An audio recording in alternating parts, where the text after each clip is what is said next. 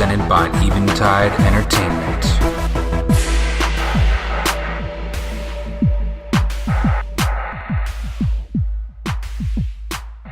Hello, lovely Lilin. My name is Robert Yetter, and this is Nerd Versus. Thank you for tuning in to my podcast and all the other podcasts in the Eventide family. We certainly appreciate it. Last week, sub-anime and dub-anime scrapped, and sub-anime proved itself to be the winner. And I had a realization about the show and its format and life in general, and it was a lot of fun. So go check out that episode if you haven't already. Okay, this week we have a battle that is very important to me, because these two contenders make some of my favorite video games of all time. It's going to be hard to stay objective for this one, but I'm going to try. Today we have Square Enix versus Atlus. And I'm a huge fan of the JRPG genre, and Square Enix and Atlus are powerhouses when it comes to developing and publishing games in this genre. I wanted to compare these two companies because I think their games share the most similarities in mechanics. Not that they are similar in size or popularity, but that they are similar in style. So let's start with some background about the two contenders here. Square Enix was established in 2003 as a merger between the two companies Enix and Square. Enix was originally founded in 1975 and was most known for Dragon Quest. And Square was originally founded in 1983 and were the pioneers of Final Fantasy. In 2016, Square Enix did 214 billion yen in revenue. That's about 1.9 billion US dollars. That is a lot of money. They employ 3,924 people, according to Wikipedia. And they're most famous for Final Fantasy, Dragon Quest, Kingdom Hearts, Star Ocean, and Nier. They publish titles that stray from the JRPG mode, like Tomb Raider, Hitman, and Deus Ex. And then we have Atlus. They were established in 1986. And after a few changes, a couple bumps here and there, they came to reside under the Sega umbrella since 2013. They have an Atlus USA division, which was established in 91. And Atlus is most well known for the Shin Megami Tensei franchise, which includes Persona. They're known for Etrian Odyssey and Trauma Center, just to name a few. I'll name a few more later. I don't have a revenue statistic for Atlus. It was reported that Persona 5 has been selling extremely well, approximately 1.8 million copies thus far. But it's hard to say if they have made much money on it, considering the game was probably very expensive to make, and it was in development for a long time. But we will weigh in on this a little later. Atlus employs only 210 people. That's approximately 5% of the amount that Square Enix employs. We'll also weigh in on that again later. So, for this discussion, I've developed 4 categories within which to compare and contrast Atlus and Square Enix. My first category is going to be the company figures, and this will probably be a brief category. How large is each company, which rolls into with the resources that each company has, how impressive is their body of work. Second category will be catalog. How robust is each catalog, which means we're looking at quantity and quality here. Which company sells more games, how timeless is the catalog. And what I mean by timeless is, do the games in the catalog hold up to more recent games? Can you, do you still have enjoyment when you go back and you play the first Final Fantasy as when you're playing Final Fantasy 15? And this goes with the consistency of good releases. And then on what platforms do most of their releases appear? Third category, we have gameplay elements, which I think will be specific to RPGs, as that's what they mostly do. So I want to discuss the similar elements in the Final Fantasy universe versus the Megami Tensei universe. Which RPG elements are core for these game makers and how do they compare? And then which has developed the better lore surrounding their games? And as always, my last category, number 4, will be personal experience. What do I own more and play more of? Which games do I get more addicted to? What is my history with both developers? So let's jump right in there to company figures. Now, I only want to make a few remarks in this category because I don't think that you can judge either's body of work based on how large the company is. I mentioned earlier how Atlus employs about 5% of the number of people that Square Enix does, but there are other factors that certainly weigh in, like how much budget is given to certain projects, how much does advertising come into play for each. It would be better if I had hard budget figures, but I don't. I really only have presumptions based on the size and the history of the companies. For instance, if I knew that Final Fantasy 15 had to sell 3 million copies to break even, and Persona 5 had to sell 1.5 million to break even, then I would have a better comparison. Perhaps it took a team of 500 to make Final Fantasy 15 and a team of 100 to make Persona 5. I'm unsure, but those would kind of be a little bit more telling figures. I do know hands down that Final Fantasy has the better marketing, right? And that's pretty obvious. And that comes with the power of the company and the power of the Final Fantasy name. It's a household brand.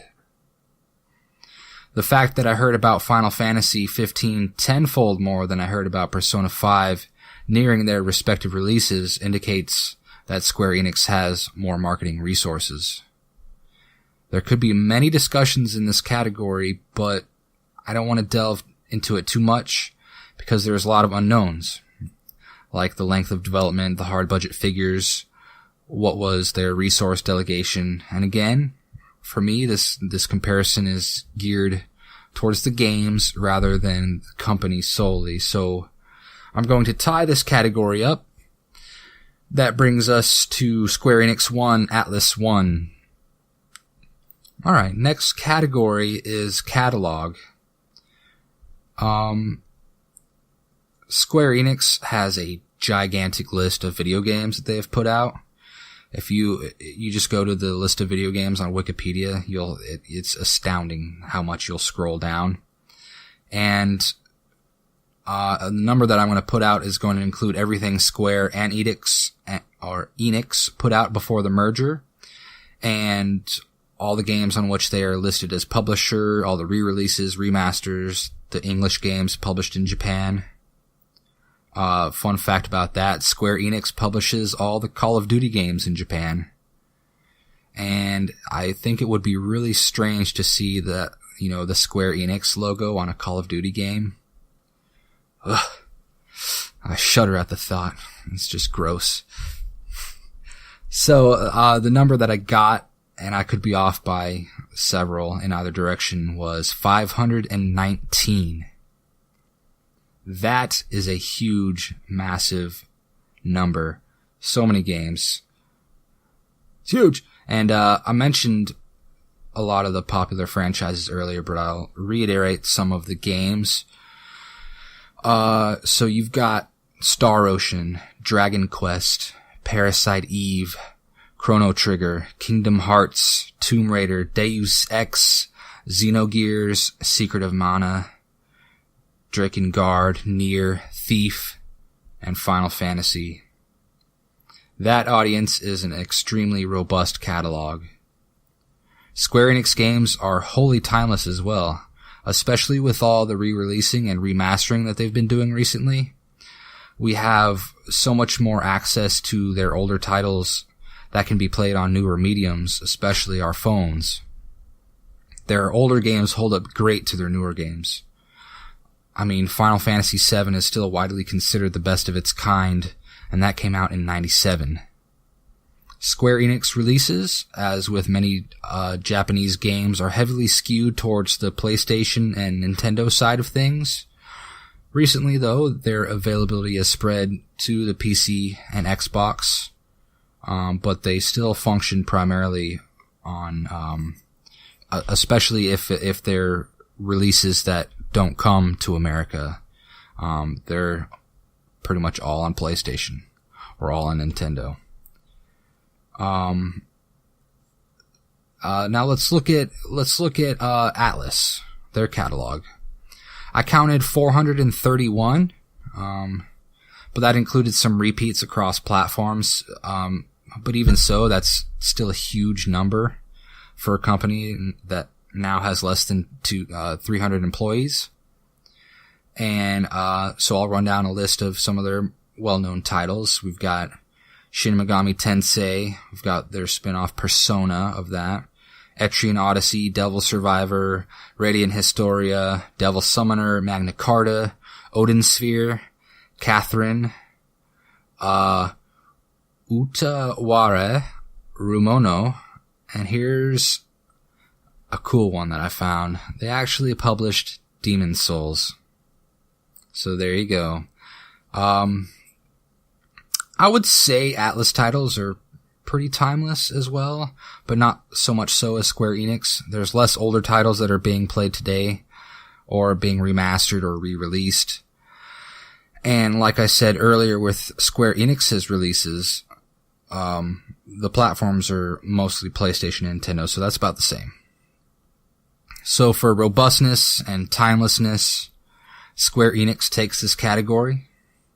Their catalog is so deep and just stacked with classics and modern masterpieces. So that brings us to Square Enix 2 and Atlus 1.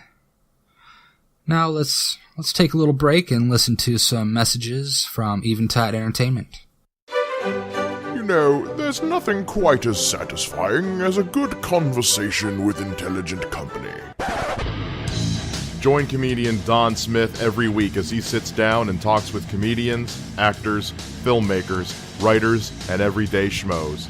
It's The Life with Don Smith, Wednesdays at noon on 106.9 FM, and now available on the Eventide Entertainment podcast feed every Friday on Spreaker, YouTube, and iTunes.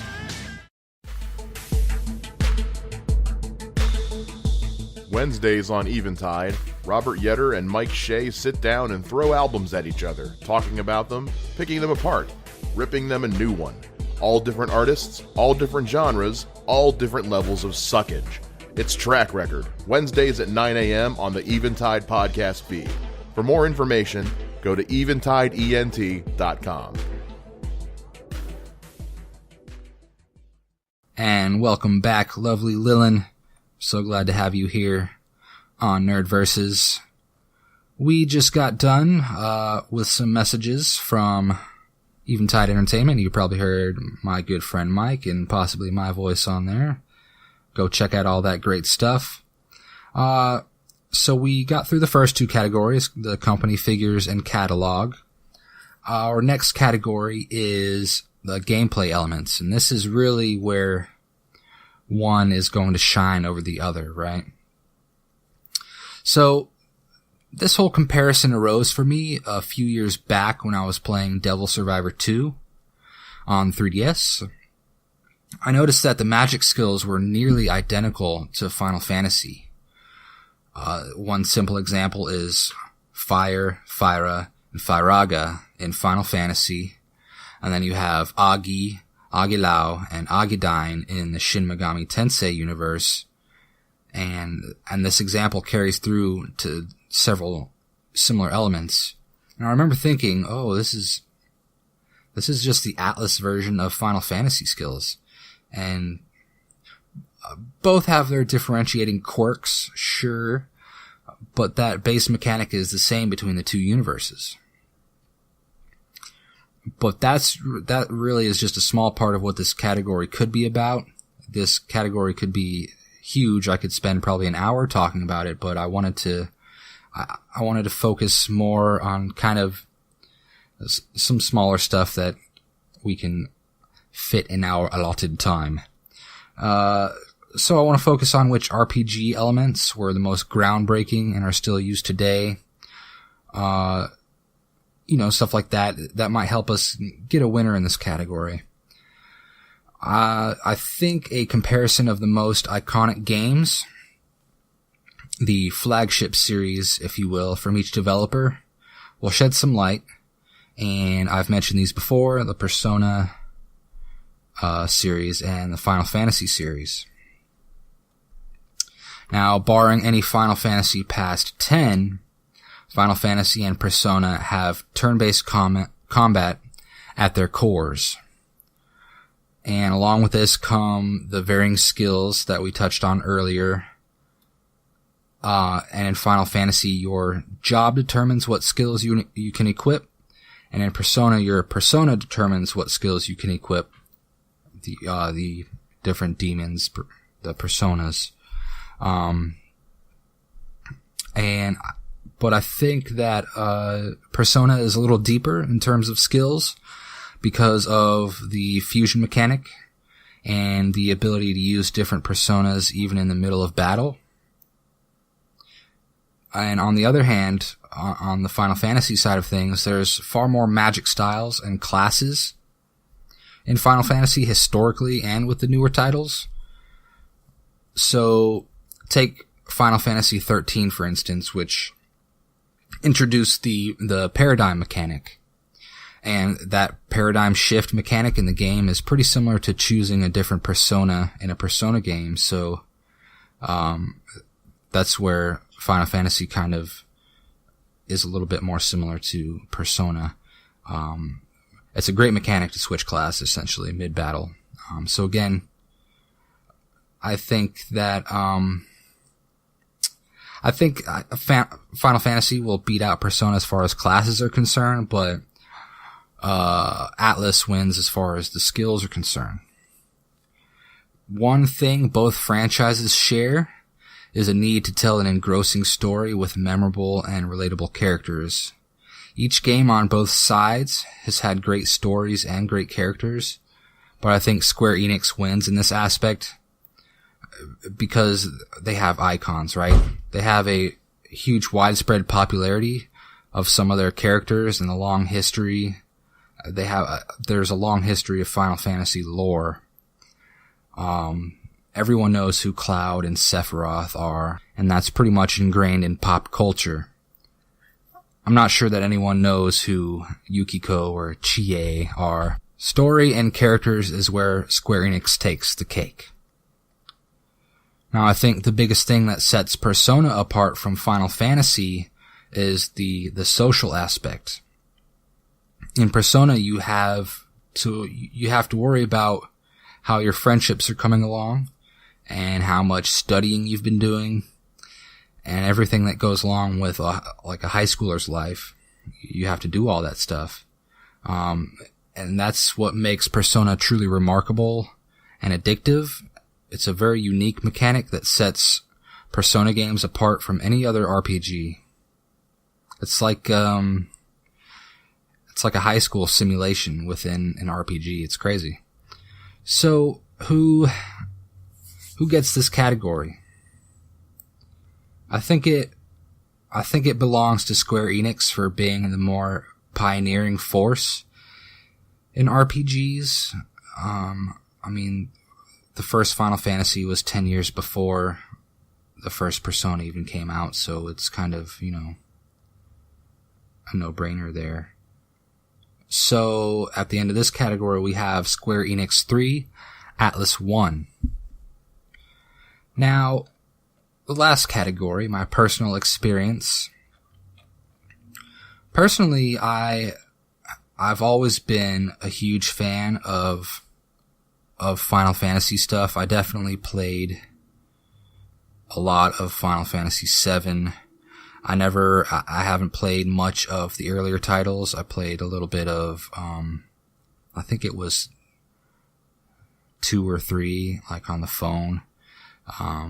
They've been releasing those pretty steadily. All the older ones that run extremely well on smartphones now. And of course, one of my favorite games of all time is Final Fantasy X. Yes, I know that the MC is really annoying.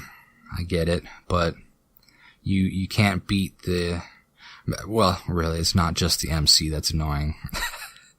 There's quite a few annoying characters, but I love Auron. I love that guy. You can't beat it. Lulu, come on. And so it has, for me, like I mentioned earlier, with being just a part of pop culture, and it's kind of ingrained in that. That is kind of ingrained in me, right? It's Final Fantasy, you know? And I didn't discover,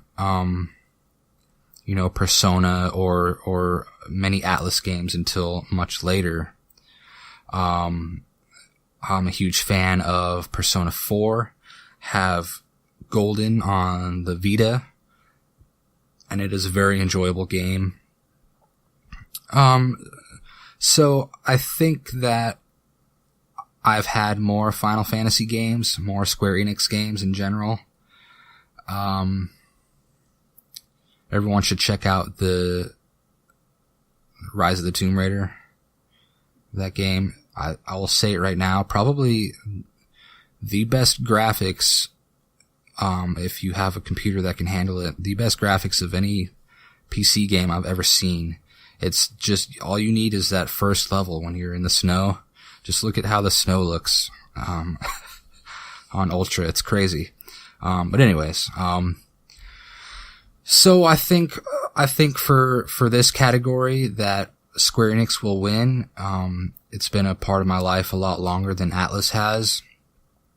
But I don't want to take away from Atlus and what they do, because I love their style of doing things, right?